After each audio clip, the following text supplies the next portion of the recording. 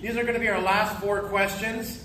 And if you have any questions that you do want to continue to ask, or you want pictures taken or autographs, please go see them in the main room and check them out. This will be our last 4 questions for today in their Q&A. Thank you.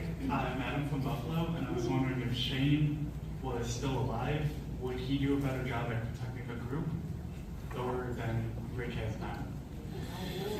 Shane is the Punisher. He Punisher might have given them walkers a fit, but look, Rick.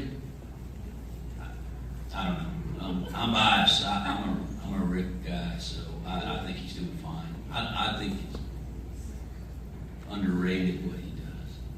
Yeah, that's a really good question, actually, making me think about it. I mean, it would have been an entirely different group, actually, if Berthold was in charge.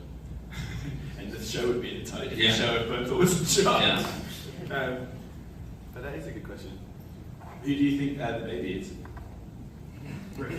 Yeah. I'm more of a Rick fan. I'm just wondering if you. Yeah, I don't think they would be in better hands with Shane. Yeah, I don't think it would be better. It would be very different. It would be different hands for sure. Yeah. Thank you very much. Good question.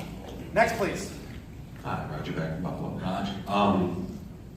Every year the fandom seems to get more and more rabid. Were either of you prepared for, say, your first convention or anything from the response you would get from the fans?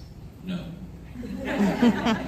It's all I heard on set for a long time, especially since, you know, the character's a big character in the comic book, etc.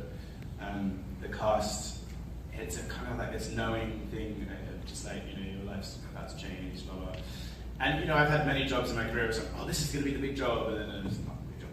But this is one that, you know, but then this one is entirely different to any job I've ever had, and probably ever will have.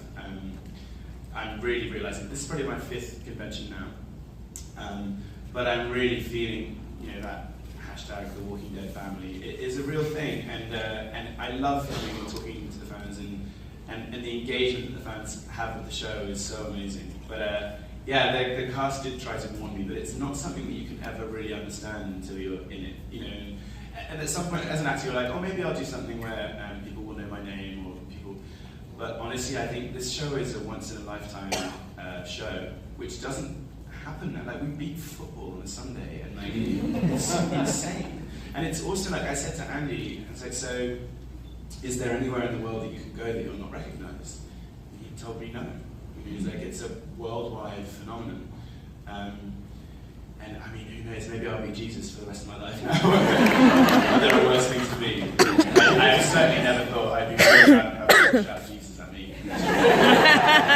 It's pretty amusing. And it's pretty funny because as far as that character name goes, people are obviously use that as an expletive as well. So when people go, oh, Jesus, I always turn around. Oh, Jesus.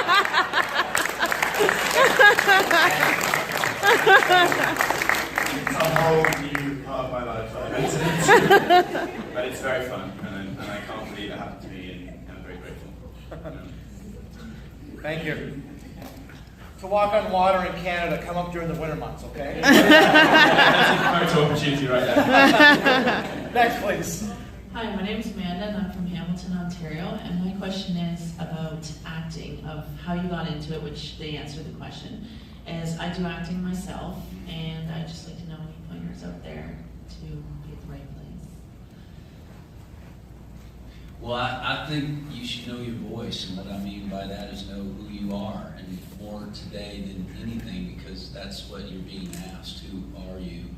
As opposed to fit into this role of Jesus. We have this role of Jesus. They didn't really want to know who Jesus was. They knew that, but they did want to know who Tom was, so they gave him some false sides and they did the same to me, to see what his essence or what his brand is. I mean, brand's a buzzword, guys.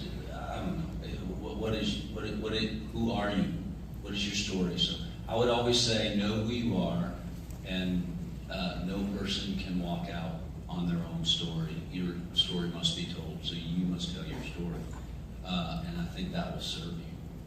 Read it out loud, know your voice. Yeah. Thank you. And our last question. Tim. Go Go ahead. Oh, Dev. Catch a tip boy. Okay, but back when Len was under the dumpster, I think that's when it was, there were all sorts of pictures of, oh, is this Jesus? Because we seen you beside Daryl, Yeah. and that's basically, it was a leak. Yeah. My question is there any commotion on set when things like that happen, or were you aware of that? Yeah, the production hated guys. We so at base camp in Georgia, just outside Alexandria, they sit outside base camp every single day, and they're taking pictures of people and seeing who's coming on set, and they report it on this Facebook page. So I spent my entire time hiding in the back of a car on the way to and from set, like ducked down, like all the time. And then on set we had like umbrellas and everything.